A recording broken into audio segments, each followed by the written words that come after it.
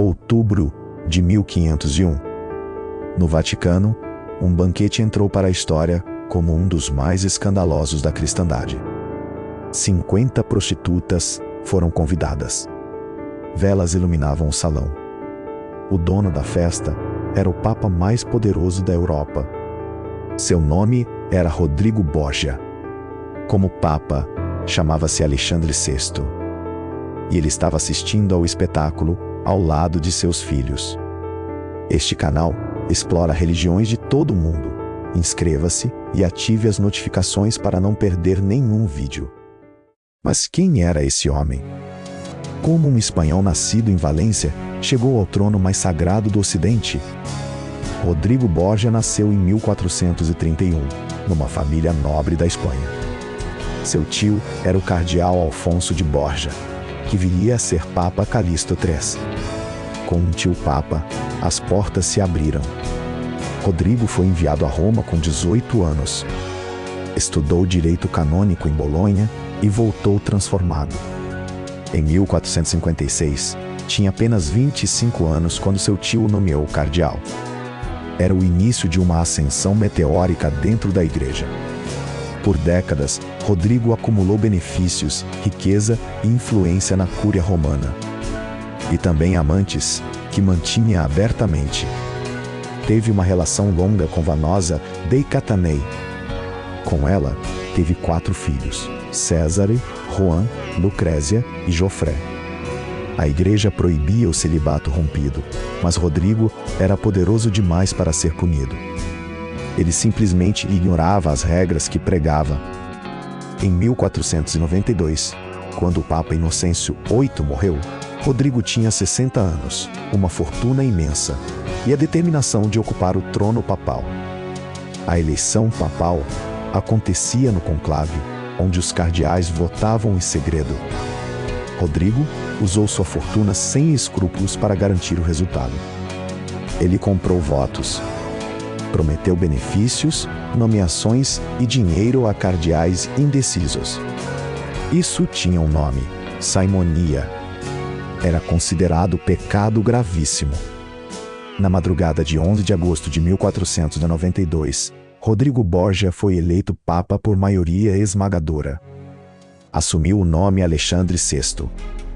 Alexandre VI transformou o papado num empreendimento familiar. Seus filhos eram suas peças no tabuleiro político da Itália renascentista.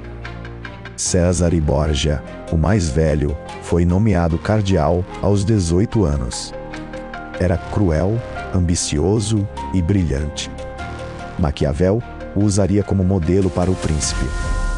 Juan, o preferido do pai, comandou o exército papal. Era arrogante e militarmente incompetente. Foi assassinado em 1497 e ninguém foi condenado. Lucrézia Borgia foi casada e divorciada 3 vezes pelo pai, sempre por conveniência política. Tinha menos de 20 anos quando enviuvou pela segunda vez. Jofré, o caçula, casou com a filha do rei de Nápoles. A família Borgia consolidava alianças com sangue, dinheiro e matrimônio calculado. Os rumores em Roma eram incontroláveis. Falava-se de orgias nos aposentos vaticanos, de assassinatos encomendados, de veneno no vinho de rivais. O veneno mais temido da época tinha um nome: cantarela.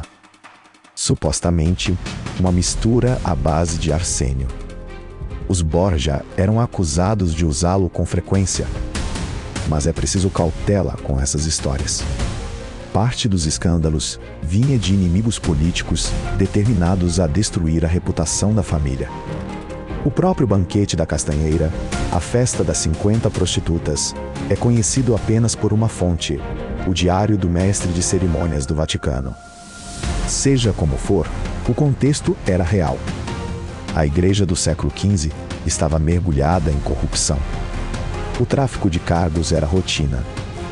O celibato, ficção amplamente aceita. Alexandre VI também travou guerras religiosas. Em 1494, quando o rei da França invadiu a Itália, o Papa negociou e mudou de lado conforme a conveniência. A igreja nesse período era ao mesmo tempo um poder espiritual e um estado territorial. E Alexandre a governava como qualquer monarca, com pragmatismo e violência. A história das religiões ainda tem muitos capítulos para revelar. Inscreva-se agora no canal, ative o sininho e escreva nos comentários qual parte dessa história você quer entender melhor. Césare deixou o cardinalato em 1498 para se tornar o braço armado do pai. Com tropas e diplomacia, avançou pela Itália Central sistematicamente. Ele executava adversários sem hesitação. Destruiu famílias nobres que resistiam. Criou a base territorial do Estado Pontifical moderno. Em 1500, Césare ordenou o assassinato do marido de Lucrézia para abrir caminho a um casamento mais vantajoso politicamente para a família.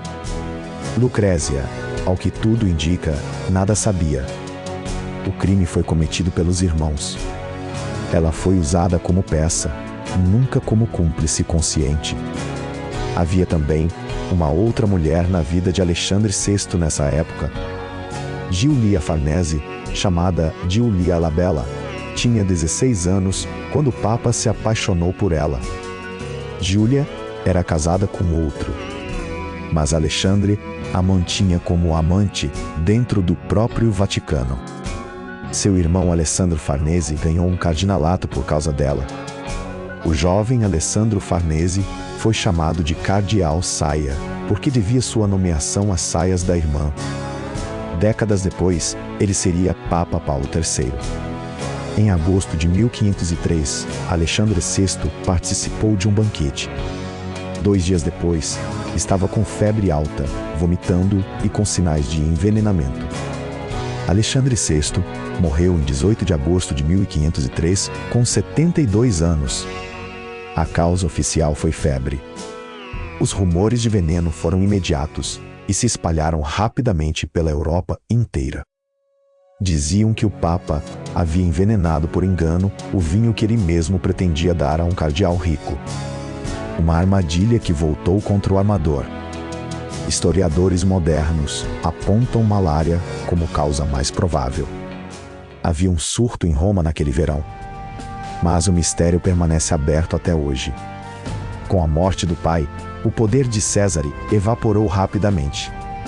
O novo Papa, Júlio II, era inimigo declarado da família Borgia e não perdoava.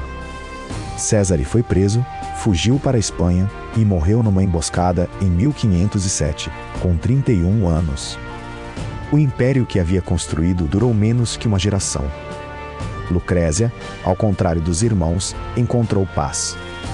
Tornou-se duquesa de Ferrara, mecenas das artes e administradora respeitada até sua morte, em 1519. Alexandre VI deixou um legado paradoxal. Financiou a arte do Renascimento, defendeu os judeus expulsos da Espanha e dividiu o Novo Mundo entre Portugal e Espanha. Mas também corrompeu profundamente a instituição que liderava. Seu papado foi a faísca que acelerou a reforma protestante.